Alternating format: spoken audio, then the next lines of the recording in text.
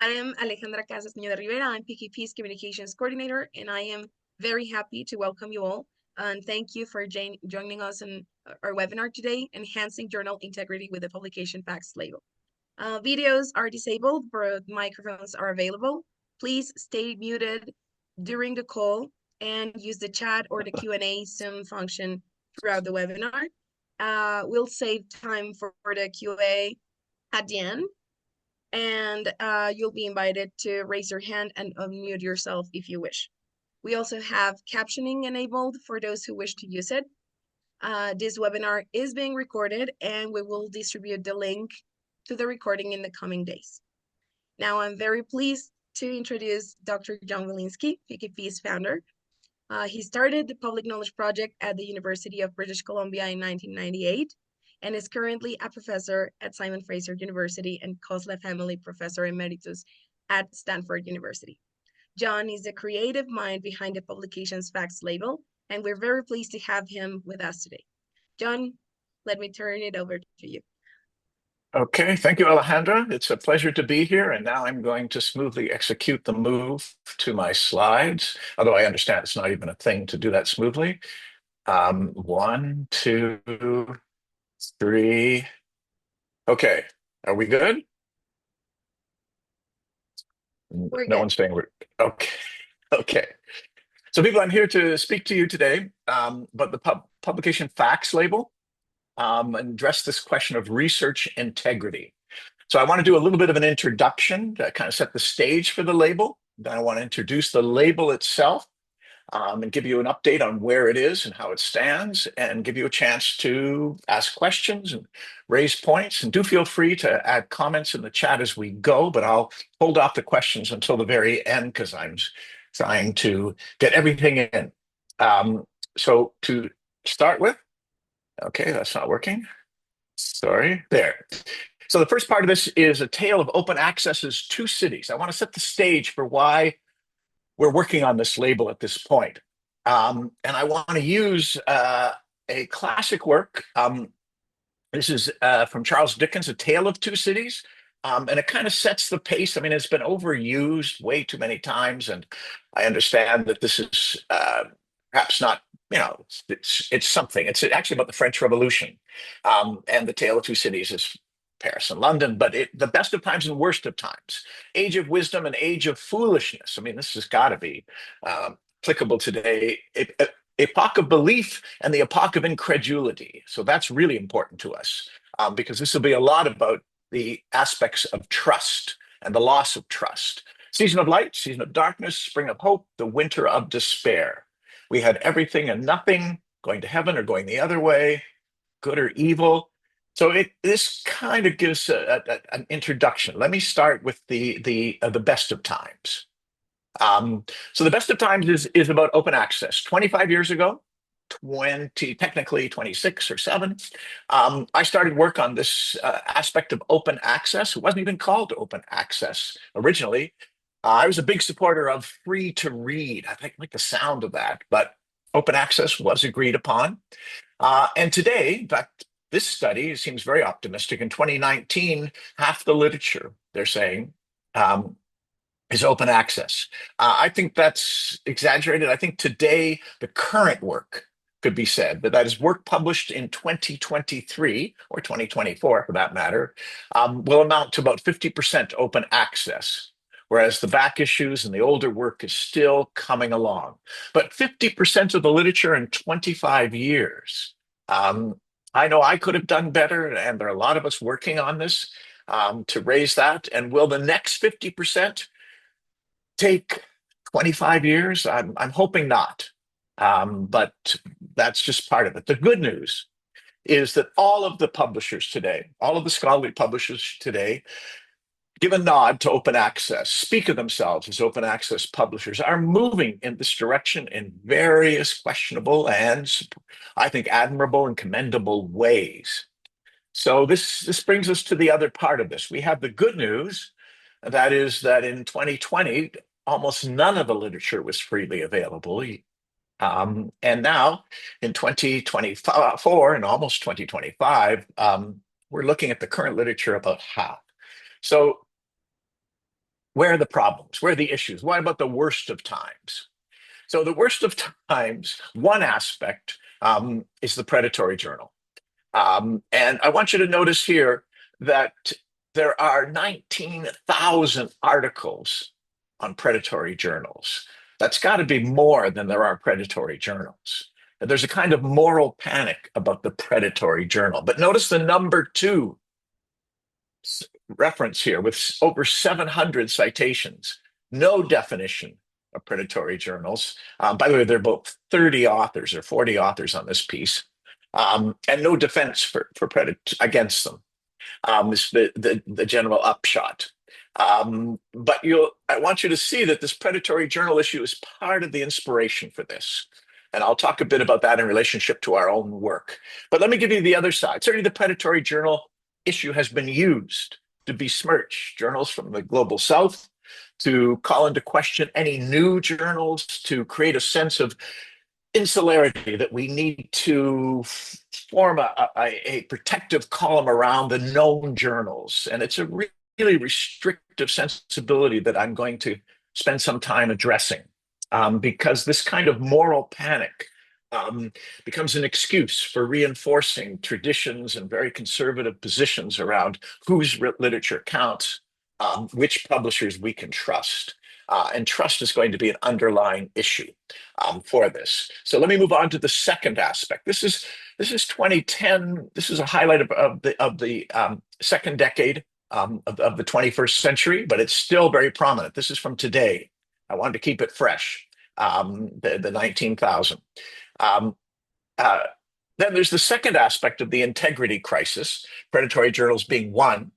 The second one is the retraction of papers. So forgive the fire truck, but it's there to create a sense of urgency, a sense of there's something on fire. Thank you. So the question of retraction and the integrity of research is happening at a different level with these retractions. This is a question of reviewer cabals, where reviewers are conspiring together to review each other's papers, where special issues have very friendly editors, special issue editors who bring their friends together and publish their papers. These are examples of data manipulation and of Western blot flipping of images and all sorts of issues that are particularly hitting the commercial and the prestigious journals. So very different than the predatory issue. This is the issue of the third decade of the 2020s, this integrity one. And I want you to notice the flip here, but both of them are driven by open access. And in particular, both of them are driven by the article processing charges. So the best of times being brought about by open access is also being challenged. And in some ways, this shouldn't be surprising. This is a brand new economic model, a brand new approach to the circulation of knowledge. And so there are bound to be wrinkles, and there are bound to be stumbling points, and there are bound to be the working out of new standards, of new forms of adherence to standards. And this is where we are coming in. So let me say that that in terms of the article processing charge, what this has changed from the traditional subscription journal. With the subscription journal, the pressure was on publishing not too many papers, because every published paper costs the publisher something, and they couldn't raise their subscription fees any more than like twice the level of inflation. So there were limits on what they published. With the APC and the open access model, the economic access model that developed in the early 2000s, with PLOS and PubMed Central. Sorry, not PubMed Central, Biomed Central. That was a bad mistake. Biomed Central, the publisher, bought by Springer. So that commercial model that made it feasible to raise money on open access by charging the authors has been an incentive to publish more and more. In fact, in this case, 10,000 papers that had to be retracted. And the dangers of a retracted paper cannot be underestimated. Far more serious, I think, than predatory journals, because retracted papers get cited. In fact, the worst case is upon us here in the United States, where I work, where Robert Kennedy is a supporter for the relationship between vaccines and autism that is based on a study that took 10 years to retract. And it has had a profound influence in that period, and still has, So we have an integrity and trust issue at the same time as research is becoming publicly available. This is the dilemma. Open access makes research publicly available at a time when it is struggling around integrity issues. And so, in this age of misinformation, we need to consider the possibilities and the responsibilities to address this aspect. Because in an age of misinformation, you would think that research could be a trusted source, a place to turn, something that you could bring to the table with some confidence, or the screen, and know that this source has been critically reviewed, that it has gone through extensive trials and corrections, that it is the result of someone's efforts to, in fact, create a quality of knowledge that no other, I would argue, no other media invests in or pursues with the same eagerness, the same concerns. So on this aspect, then, let me turn to the Public Knowledge Project. So this data is very fresh. Yesterday, we released the new totals. We crossed the 50,000 mark in terms of the number of journals using OJS. We crossed the 2 million article mark in terms of our contribution. So this is a publishing platform. We're not the publishers of the journals. We are the platform for these journals, but we feel and share that sense of contribution and sense of responsibility. And what I want to point out to you then is that part of the platform development is part of the integrity and trust issue. It gives us a special insight to be able to work with the technical infrastructure of the publishing platform. It gives us a way of thinking about how we can do more to provide a basis of trust, a trustworthiness in terms of the journals. So in thinking about OJS, and Open Journal Systems has been accused of being a source of predatory journals. Open Journal Systems, the journals that publish on Open Journal Systems, I want to address that. But I also want to address the question of the global shift, that in the age of print, circulation, there was no platform, no journal that had this kind of distribution. In the age of print, there were, in fact, the stories were rather pathetic. There were journals, in my travels to Africa, for example, there were libraries that weren't receiving any more than half the number of journals they ordered because they would get lost in the mail. Or they would sometimes receive an entire box of 20-year-old journals from a retired professor. And so there was a general sense in print that there wasn't a global knowledge exchange. That part has changed. Part of the good news, part of the best of times, is we have global distribution and all of its potential. We just haven't realized yet the full value of that and the best manner in which to build a trustworthy basis of sharing all of that information. So this is where I want to bring you into the question of indexing.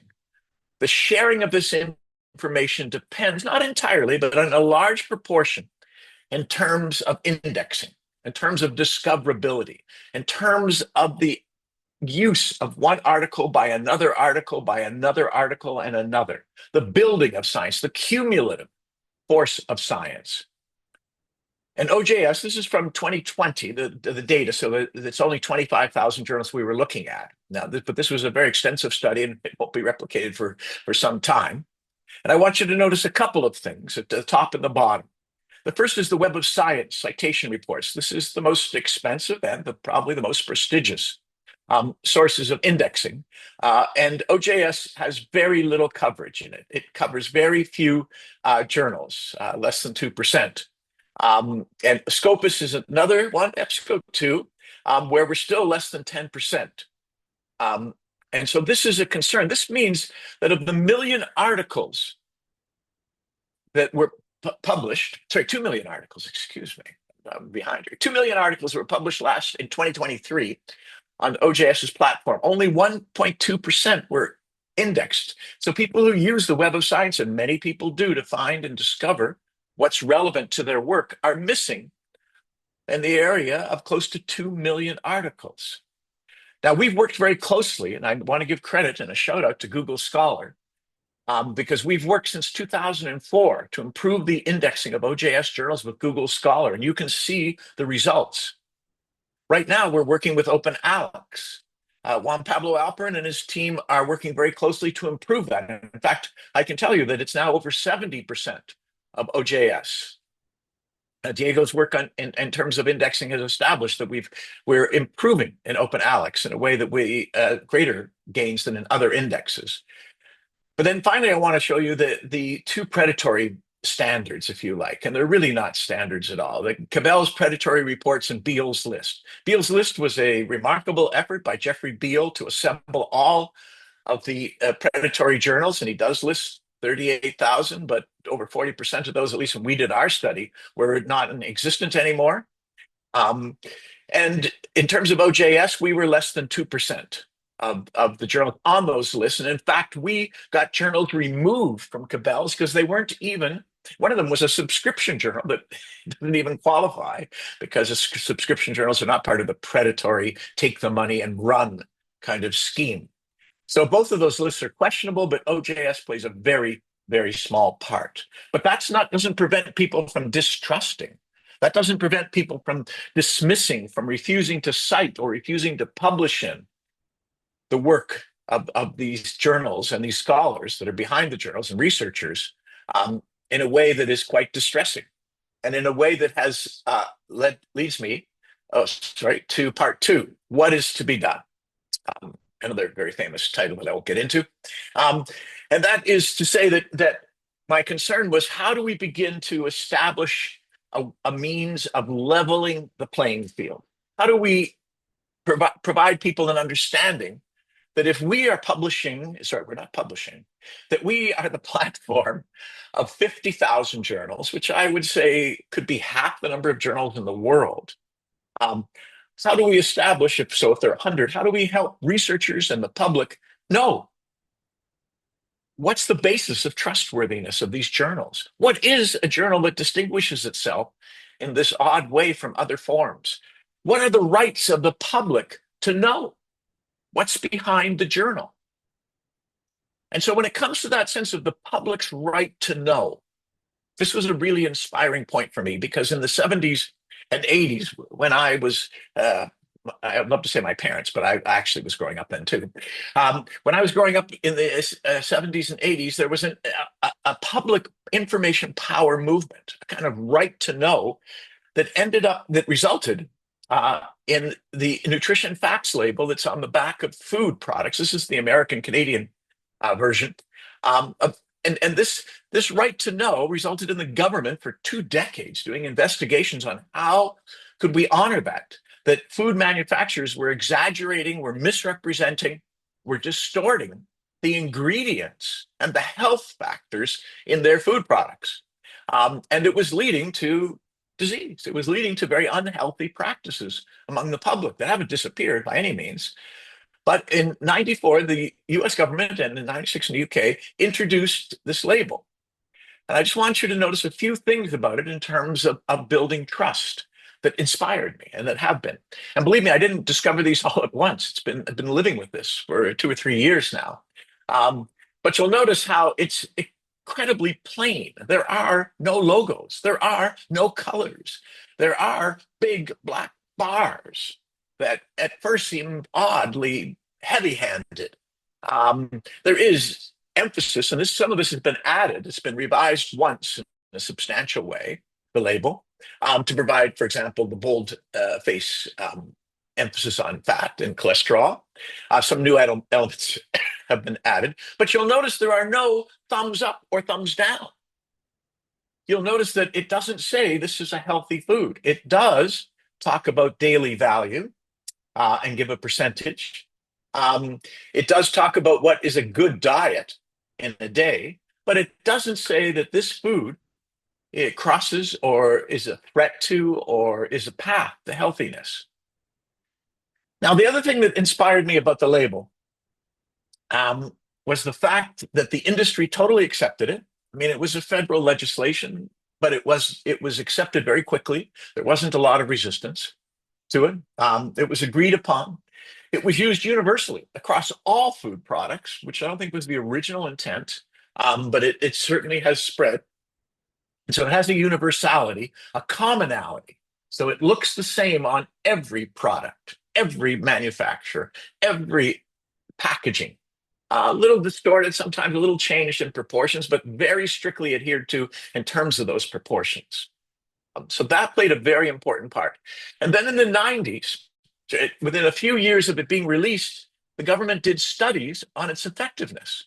Are people looking at the label? Are they turning the peanut butter jar around in order to read the label? Are they reading ingredients on the label? And the results were yes, that a majority of the public who were interviewed in a couple of studies attested to the fact that they were consulting the label. They might only look at one factor, cholesterol or calories or whatever their doctor has suggested to them was important, sugar, certainly. But it was affecting their behavior. And this, to me, changing the public's behavior is a very important factor in terms of trust. It means they trust the label, and it means the label is having an effect. And that was an inspiring moment for me in terms of thinking about how could we build the public's trust. Now, in terms of research articles, just as in food. Now, the one thing, a label is static. It is certified by the government. It is presenting information of some complexity without any explanation in terms of what calcium is compared to potassium.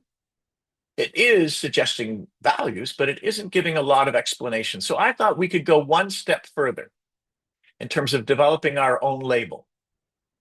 And I thought we could begin to take advantage of a few things. So let me share with you, this is our label. I hope you've seen it before because I have been promoting it quite a bit. This label has changed, and this may not be the same form you first saw it in. It has been revised and revised and revised again. It speaks to the article. The research article is the unit of integrity. The journal is part of that in the background, in the secondary level, if you like. Notice the black bar? Not quite as heavy. I'm thinking about it now, even as I look at it. It wasn't quite as heavy as the nutrition facts label. Believe me, we have gone over this and over this. In terms of its development, there are 11 elements on it right now, I believe. We went from 8 to 14. We have checked it. We have, used focus groups and interviews with high school students were the first ones we did. They loved it, but had some suggestions, very substantial ones. No, I'll give you a little bit of example of that in a moment, but we tried it out with science journalists who use research articles in their news media reports. And we tried it out with science journalism students who are going to be the next generation.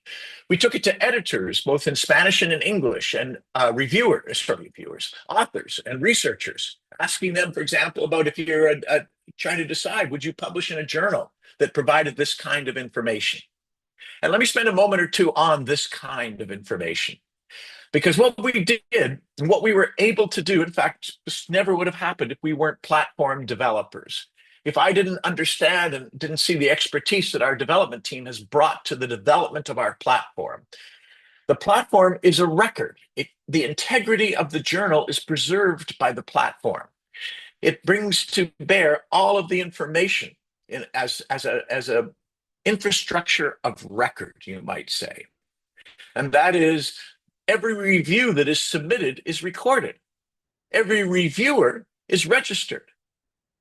And so we know how many reviewers are. The system knows how many reviewers are for each article.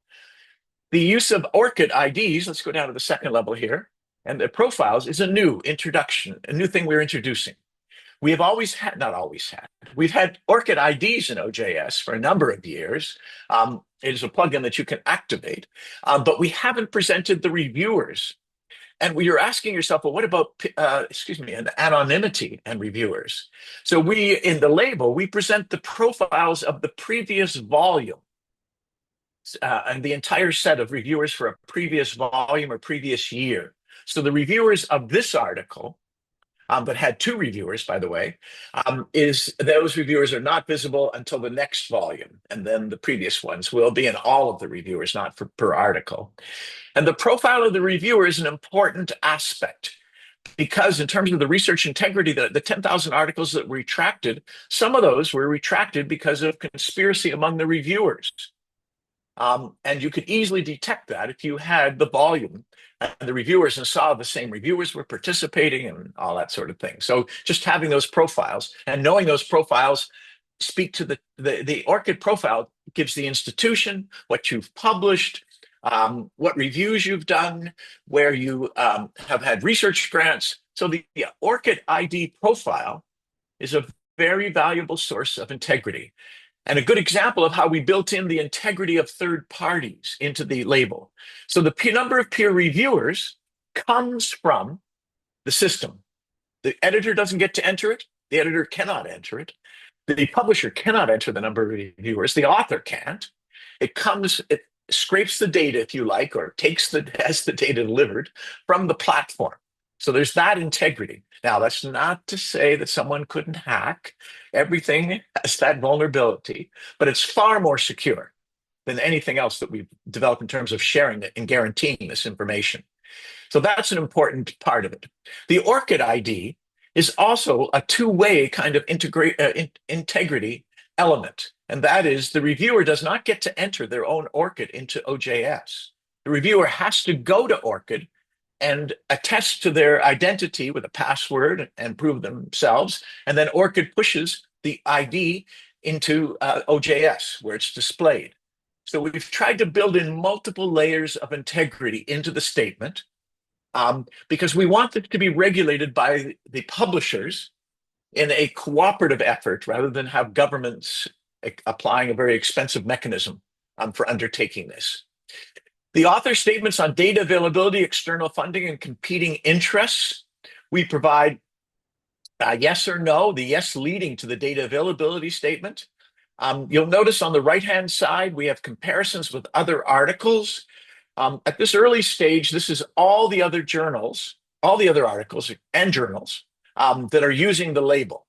At some point when we have thousands and thousands or tens of thousands, we'll be able to discriminate these by discipline, where it might differ what the average number of reviewers are by discipline. In mathematics, very low. In some fields of medicine, very high. So in that way, we can begin to provide a finer tuned approach. The compilation aggregation from all of the other labels goes all the way down, both for articles and for journals. We use we have issues around whether the data availability statement, in fact, in the current trial we're running, which is using OJS 3.3, there isn't a data availability statement available. The data availability statement may not be available. And so it uses NA non-applicable. All of these elements, the 11 elements, are explained in an information page that we provide. And this goes to the PKP site. You're welcome to have a look at it on the website, under the research page and the publication facts label. We're able to update it to improve the language. It's one of the ways that high school students told us, don't use paragraphs. You have to use bullets. And so that kind of input's been very, Pues very será ya valuable. la siguiente igual. No, Okay. So I hope you no, have a porque sense esta of I can take you through the other aspects of these, the article's accepted rate, days to publication. Days to publication is a very good check on whether there's been peer review. That's been one of the factors. It's also very good advice for authors, new authors who are getting into the field, comparing these two things, the level of acceptance and the days to publication. The indexing is a little abbreviated. I think that might be a little confusing, but that's why this information is here. We have right now 5 indexes, and this is an area we probably need to develop. But right now, it's the Directory of Open Access Journals, it's Google Scholar, it's Scopus, and it's the Web of Science. But that is both the publicly available and the open, and the more restrictive and exclusive, because we have a lot of journals very interested in these indexes. We provide by the way, these links take you to the page, the actual page in the index that indexes the journal as a proof of further integrity. We provide instructions to the editors when they register, when they check is my journal in the directory of open access journals.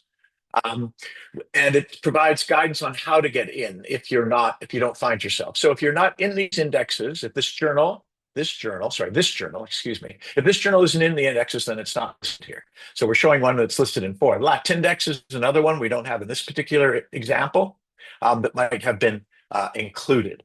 I think the board member profiles are very important. It's been an aspect of predatory journals, certainly, and the editor's background is important. We're not requiring everyone to have an ORCID ID because we have to respect people's rights to privacy and things like that. But we are greatly encouraging it, and we will display for the first time in 3.5. We will display on a masthead. We redesigned the masthead, so it includes the IDs and includes very clear identification of who's an editor, a board member, and who are the reviewers of the previous volume. So I hope that gives you a fairly good introduction to the label that we have developed at this stage. This is not, this is at the trial stage. It has evolved. In fact, it's turned totally upside down. We used to have journals on top. So I want to say to you that at this point, with PKP's development of the label, we have a great interest in getting the feedback, and we've been getting it from this trial that we have just started in the last few weeks in terms of being able to make changes to the label. But at this point, we're staying with the label as it is for this trial period of about 3 to 4 months to work out all of the different aspects technically of compiling the data, for example, collecting data from all the other journals and averaging it and aggregating it and feeding it back to the label. So we have a terrific technical team behind this, and I'll introduce you to the folks at the end of this talk. So where does the label show up? Well, this is actually this is a little premature. I'm showing you the new standard theme for OJS. It hasn't been released yet. So we're developing for the future. I'm hoping that in 2025, this will be the standard default theme for OJS. And the label would appear. In fact, we're still having questions about whether it should appear in the right-hand column, or right here beside the abstract. But in this case, it's beside the abstract. It won't be open all the time. And again, we've had just yesterday, I had an editor come back and say, I want mine to always be open. But we felt there's so much going on here, and we don't imagine, I'll show it to you open now. That's open, closed, open, closed. Look how fast that is, see? Very rapid. Oh, that's too many. Reason why we kept it closed, the thinking was that you won't check the label every time. Once you've seen the journal and you've got some sense of what the articles are like, all the articles are going to have a very similar number of reviewers, for example. So just like you don't turn to the back of the peanut butter jar every time you buy the peanut butter jar to check the nutrition facts label, we thought it's busy enough. And that when you need to know, you can check before you present this to your physician, the research, or in this case, your archaeology teacher, perhaps, this research article. You want to be able to check this information. And it updates live and continuously. Like the peer reviewers won't change ever. But other articles, that percentage might change. In fact, all of these percentages might change, and the articles accepted would be updated each time the journal publishes an article or rejects a number of articles, if that does change the percentage. So I want you to get the sense that this is very dynamic, that it has this information background for all of these points, because there's a bit of complexity here for the public. So we're taking this approach that we need to build the trustworthiness of the journal, and we need to educate the public. And a really important aspect of this is the work we're doing in science classrooms. I mentioned the high school kids before. This was in Woodside, California. We visited the students. They were enthusiastic, and we realized that they had a sense of research. They were interested. They were doing projects in their final years of high school and had been given kind of rubrics on how to trust research that were pretty vague and open. And they thought this would make it so much easier for them to establish this was a trustworthy study. So we're now designing and developing a curriculum for high school students. So we see this going both ways. We need to educate the public about research and the contribution that it can make. And we need to up the game, if you like, the integrity and the trustworthiness game of the journals themselves, and on a basis on which every journal in the world can participate. At this point, the label only, in fact, at this point, the trial is only for version 3.3 of OJS English monolingual journals, very restricted, so that we cut down on the number of factors we had to worry about in terms of doing this analysis. We have had some Spanish translations of the label immediately, and that's fine. This is open source, and that's all welcome. But the trial itself is focused entirely on this one version of OJS and on this one language in order for us to get the technical aspects worked out and to see if we can't get the label in a reliable state. Now, let me talk about the greater ambitions of the label. Let me finish with a few points about where this is going and where we're headed. And one of not coincidental, but one of the delightful things that has happened with the label is it's caught people's eye. So this goes back to last April when Nature reached out and they did an interview of me about the label. And then I said, just out of the luck of the draw, we were the question of the week. Is the label, or what do you think about the labels? Is it going to be useful or are they unnecessary? And so this is over 3,000 Nature readers. This is not our normal community in a way. And this speaks to the fact that the publication facts label, if it's really going to work, needs to be universal. This is the key to the food label, the nutrition facts label. We need to be able to think about the label as something that everyone is going to be able to turn to and to expect and recognize when it's there on every article. So it's not a question of, is this an OJS journal so I can find the label or not? No. Is this journal participating in the standards? And again, what I want to emphasize is that these are the standards of scholarly publishing: peer review, editorial oversight, authors' transparency around data, funding, competing interests, an extended peer review process and revision, a rejection of articles that do not meet the bar. These are the scholarly standards by which research is distinguished from other forms of publication. And on that basis, and again, it's arguable, is it really just 11? I mean, it's arguable about which ones and where they go, but that idea that we're being explicit about this. One of the things we did with the high school students is we gave them journal articles where there was no label. Obviously, that was pretty easy to find, and asked them to find this information. And after 30 minutes, only a couple of the students had most of the elements. This information is hard to find. The number of average reviewers, very rarely is it available. The editor, yes, the editor's profile is available. Acceptance rate, sometimes available. Days to publication, almost never available. And these are all key aspects of integrity, but also of building trustworthiness. One of the distressing aspects of being a researcher today is the public's trust in our work over the last 2 decades, including the pandemic, has gone down. That is, the proportion of the public that says that research and science is trustworthy has declined. And I think we need to address this. Now, the label's not going to solve all the problems. It's not going to make every difficulty go away. It's not going to make it the best of times without any of the worst of the times. But it does hold this aspect of promise. So the part of the campaign in terms of where we're headed at this point, I'll give you another example of this. This is another kind of encouraging aspect of, can we make the label universal? So in September, I had the privilege of going to Lisbon to present on the label. I think I had all of a few minutes, 15 minutes, maybe 10 minutes, to present the label at the OASPA, which is the Open Access Publishing Association conference.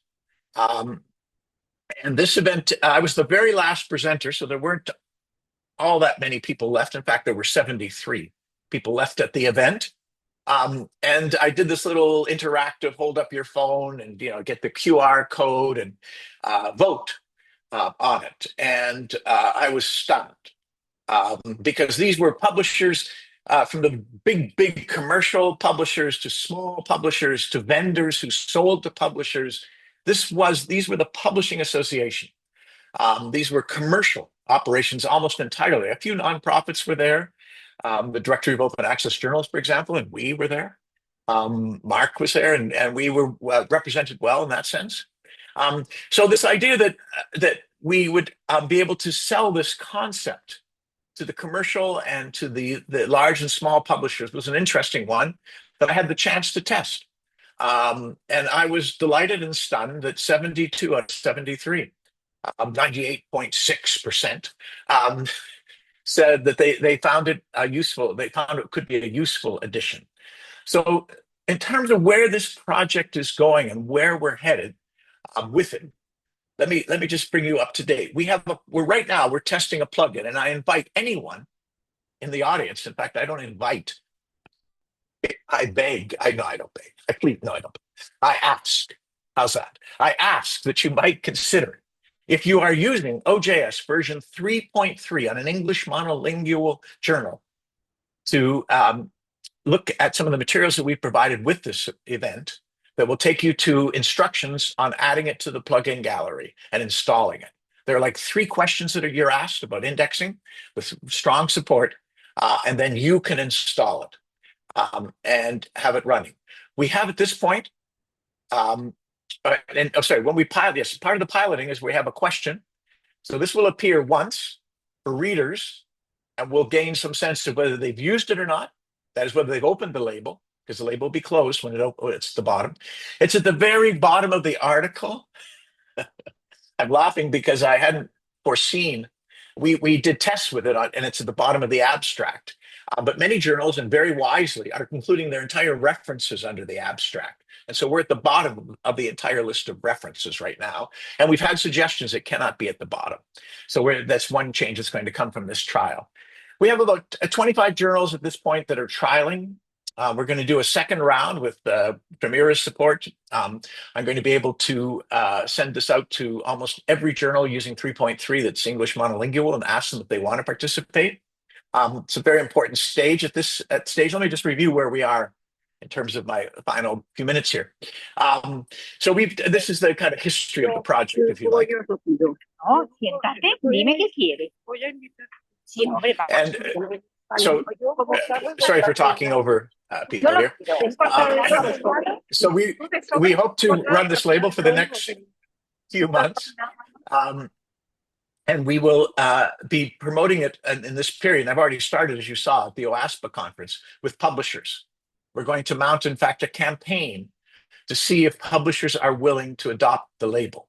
The goal then would be for PKP not to offload the label, but to shift the label's management and organization and structure and development to an organization like Crossref, whom we've been in conversations with, the OAJ, we've been in conversations with, our potential ORCID, we've been in conversations with, and to see it then as an industry-wide label that is managed by others. And we see this I see this, in fact, as a new role for PKP to develop and do the kind of the legwork or the lifting of new concepts that will improve the whole of this global knowledge integration, and then hand them off to the industry at large. We are one player, but we have a special sense of responsibility. And if you go back to that map, the goal of that in terms of working on that kind of data and on that sense of what the global distribution is to ensure that all of the research in the world builds on all of the research in the world, to create a sense of that cumulative accomplishment and contribution for the benefit of all. So that's the goal. 26 to 30 may be optimistic for industry-wide adoption. It took the nutrition facts label 2 decades, but I think the government being involved may have been a factor in terms of the period of time. I think we're going to be able to turn over to the industry in the next 2 or 3 years a complete package and a very compelling case for the adoption of the label. And then, of course, it will take some time for each of the members to get it. Let me close with a thank you to all who've been involved in this concept. We've had researchers, you'll see on this list, researchers, development people, and communications people, publishing services people, all of them have made contributions to this work. And it has been the great privilege for me that I've been able to work with everyone at the various aspects of PKP. It is in the course of a day, I get to drop in on various groups and ask difficult questions and get asked difficult questions to make progress with it in terms of the label, but that's been a really important aspect. And then I have to give a final shout out here at the bottom, because last Friday, I had a chance to sit down and have lunch with the woman who has supported this project since, well, in fact, 2019 was her first contribution. She is a donor to Stanford University. And I hadn't met her before. I'd been spoken to her on the phone, and I was able to share with her. And she was very excited to see this particular project. She had been a librarian. She's retired, a public librarian, and served in the Los Angeles Public Library, one of the larger public libraries in this country, and was very interested in the public's access to research, and was delighted, and the questions of trust and all those different elements, has been delighted to participate in this project. So this has been, we don't have anything else in PKP that's had a single donor kind of driving, involved and excited about its various aspects. She's excited about the classroom work we're doing on scientific and information literacy with the label, as she is about the potential of an industry-wide adoption of it. And she is committed to supporting this work going forward. So very important aspect. The entire, almost all of the elements in PKP in terms of the different teams, from the research and development side of PKP, and then the important financial support from a particular anonymous donor in this case. So let me bring it to a close at this point. Excuse me. And let me turn it back to Alejandra and stop sharing my slides and see if there are, Alejandra, like questions or comments. Should I be looking at the chat? 24. Hello, John. Thank you so much. It's Famira here. Thank you so much for that exciting, informative, and passionate talk on the publication's facts label. I will share some of the questions with you that have been in the chat. First of all, we've got someone in the audience asked if we could share the link to the data. And I know that the Beacon data will be available hopefully today, right? And as soon as the actual database becomes available, we will share it. Famira, that's very good. So the Beacon harvest for 2023 has not been released yet. We've just provided summaries. We're preparing it, so we will have that in. It's Harvard Dataverse is where, if you do a search on PKP and Harvard Dataverse, you'll see the previous years. And I'm optimistically thinking next week we'll be able to do a deposit for 2023. We have 2020, 21, 22. So next week, I'm hoping that it'll be all publicly available. It may take a little longer, so do be patient on that. We prepared in a standard form. We anonymize it in terms of those involved in the journals, and we make it public. So my commitment is we will make it public. Next week is my fondest hope. Wonderful. Okay, I'm pasting the link to that Dataverse into the chat, and so you can check it out. We will also be making announcements on our social media, for which I've linked to communications that includes all of the social media channels. Let me just scroll up. I can give another link in terms of the summary of the data. So let me see here. That one. Oh, you've already done this one? Yes. There was another question about, can you make the publication facts label for a certain journal available? And I've just answered the question by saying you can go ahead and install the label yourself, and I've pasted the instructions for that into the chat for those journals using 3.3 English monolingual at this time. Great. 3.3 right now at the moment. Yeah. And just to be clear, Famira, so the goal is 2 to 3 months, 3 to 4 months, maybe, to be honest and realistic about it. Then we'll start releasing it in for all of the versions from 3.3 forward. Like 3.4 will be out probably by then, and maybe even earlier. I'm not sure about that part. And it'll be open to part of the translation in WebLate. So it'll be available in any language where people provide translations. Thank you. And there was another question: is there a possibility for the label in OJS 3.2? Yeah, so I just spoke to that. So I want to thank you for asking. So don't be afraid to enter that into the PKP community forum because it's public demand that really drives this. We would encourage you to upgrade to 3.3, but let's see what the demand is and see if we can bring it to 3.2. In fact, my own inclination is to make it an incentive to upgrade. Very nice.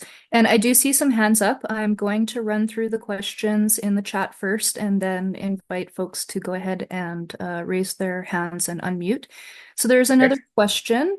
If we recover the archives on a journal and upload them to the OJS platform because the publication has been restored, how will the days to publication tag be displayed? Yes, so this is an important point because if you've uploaded an article, back issue, then there are no reviewers. There's no information on reviewers. There's no information. And so one very good suggestion I had just 2 days ago was why don't we make the label active by dates? So it only goes back to the active part of the journal in 22, for example. So we need to wrestle with that. We use right now a NA, not applicable, for any data points that are missing. And we provide an explanation that it means the article was published at a time when this data was not being collected. So we explain it. I don't think it's fully adequate, and I think it's an important point. So this is part of the trial period. And so any comments like this are absolutely welcome. And suggestions, as I got the other day, I thought was a great one. So I'm open to those as well. Wonderful. Another question, what about the hybrid journals? The label shows some articles as zero peer reviewers, given the fact that some reviews are done outside the platform the PL plugin show. Yeah. So this is a really important, interesting question for me because the integrity of the review process is something that the journal platform is designed to protect. And so if you conduct your peer reviews outside of the journal, then it loses that. So I think of this as an incentive to move your review process inside the journal system. If we use this dating process, then you could simply say, and again, we haven't done this yet, but you could simply say, from this day forward, we'll have labels on the articles because we're going to move our review process into the journal. If you're not happy with the review process inside the journal for one reason or another, and it's being improved with each release, believe me, then let us know. What is it that is driving you to work outside of OJS? You prefer a spreadsheet? The email system's easier. We've been improving that, by the way.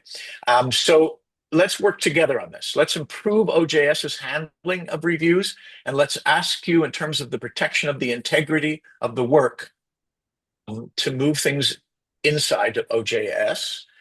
And thirdly, let's make the label flexible enough so that we can reflect those articles that are fully published using all of the infrastructural opportunities, if you like, or affordances. Absolutely. And I know that the PKP team has been working very hard on improving the reviewer process, the submission process, the UX, UI, and all the work that we've been doing in our software sprints. Our summaries are available on our PKP news blog in case you're interested in that. So no, and a shout out to Devika Goel, who's been doing the UI UX on the review process. So it's always being improved. So give us a second chance. How's that? Yes. We've got a comment here that we've tried using the plugin in our journal, but it became inoperative after we turned it on. So I might add, where can folks go for troubleshooting as they're piloting? Yes, so that's a very good point. We have a GitHub for filing problems, but I invite people just to write to me. I mean, there aren't that many journals involved. The biggest, that sounds like it could be a 3.3 issue. That is, we had journals try it that weren't using 3.3 and it didn't work. So that it won't even appear. So that's the first question. If it's still a problem, then by all means send us the error records, the log reports of where the error is. And we did We've done three, no, maybe only two revisions of the plugin because of error reports. So that, yeah, this is a trial, and you have to expect when you in a trial, I've learned to my own frustration, that there'll be mistakes, including my own. Wonderful. Okay. There's another question. Please share the Dataverse link to last year, and I went ahead and pasted the Dataverse link into the chat. You can scroll through and select whichever year that you are interested in viewing the data for. Our social media outlets, that's another question. That's the PKP Communications channel, which the link has also been pasted there into the chat. And can you release a publication facts label for non-OJS PKP journals? Can I? No. We need to work with industry and with the other manufacturers. Silverchair has and River Valley are two platform developers that have been we're in contact with. So I need a year or two more to get it open and ready for other platforms. We're looking at getting financial support for that. We need to negotiate and establish a basis on which other platforms, because the standardization is going to be very important. It has to be the same label agreed upon. And that's why the industry-wide adoption will remove my hands, will take it out of my hands and make it an industry-wide agreement on what should be in the label. So the label you see now is a PKP in vision, if you like, and the goal is to make it an industry-wide vision. So stay tuned is, I guess, the best advice I can give. Wonderful. And thank you, everybody. I see some nice feedback on the PFL in the chat. That's really wonderful. Thank you. That's motivating. Another question. Apologies for asking this question again. I missed the answer. Could you let us know when you expect the PFL to be available for non-English or multilingual? Yes. So I'm saying 3 to 4 months in terms of getting it in preparation. And Mark, I think Mark should have his question recognized by all means. Yes. So I will keep you informed. We want to get the test. I have a very strong feeling we need to get 100 journals using it in the trial period. And we're at about, as I say, 18 to 25 at this point. And so there's still a bit to go. We want to really give it a thorough test before we do a broad release. Mark, what have you got? Hi, can you hear me? Yes. Great. So as a grad student at SFU, I heard a talk by you where you encouraged grad students to launch a journal, and so we did. And it's one of the reasons why I became a librarian, and I'm exceptionally grateful for that experience. But there was something that I did not learn from the OJ publishing experience, and I did not even learn it as a library student. I only learned it when a student reached out to me, and the student was blind. The student read using a screen reader and Braille display, and the student drew my attention to obstacles in the academic publishing environment. And since then, I've learned much more about obstacles in the academic environment. And I learned, according to authors from the Information School at the University of Washington, it is the worst of times because there's a crisis in accessibility of scholarly documents for people with print disabilities. So the question I ask as a librarian is, what are people's with disabilities right to know? And should the trust label include information about whether the article was built to publishing standards to ensure that the document has features needed by people with disabilities? Mark, it's a very good question. The first point is that we have had a great emphasis in the design and development of, a